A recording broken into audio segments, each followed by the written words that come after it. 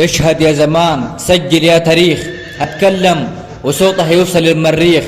احنا الصعايدة صاعدين من عند الله، نرضى بالجوع ولا نرضى بالذل على نفسينا. 55 مليون صعيدي ما فيهم واحد ذليل، الهيبة وارثينها من الجدود، والعيبة علينا ما نرضاهاش.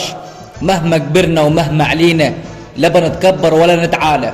ولو انت مش عارفنا انزل وسلم على بلادنا، اسألها كيف الحال، اسألها كيف جبتنا رجال في ديارنا، بيوت أصيلة وأصلها زايد.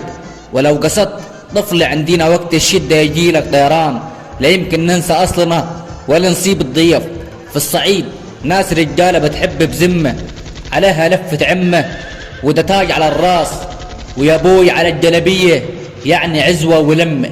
لما تحضر يتضرب له تعظيم سلام، تلاقي الواحد فخور انه صعيدي، عشان لو جاله ضيف يقدم له آخر ذاته في عز وكرامة. والبخل مش عندينا لأن عيب في حقنا، عشان صعايدة ودم حامي. والخيانة ليس لها مكان، عشان رجال وفية بطبعها. احذر من غضب الصعيدي، عشان الدم عندنا هم، وفي ثانية الشيطان بيحضر ويغير فكر الناس.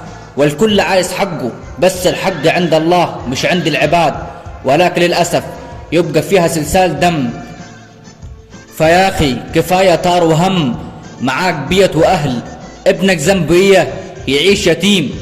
احزب حزبتك يا قريبي على مهلك، ما تخليش الهدف يصيد. ده الطار حل من الاتنين، يا إما في إيدك حديد يا إما تحت التراب مدفون. ولو فلت من التنين هتكمل حياتك في قلق، ومفيش نوم من شغل البال. في وقتها تنادي على الزمان وتقول له ارجع بيا شوية ورا زمان، أعيش هناك في أمان وراحة بال. أنا الصعيدي.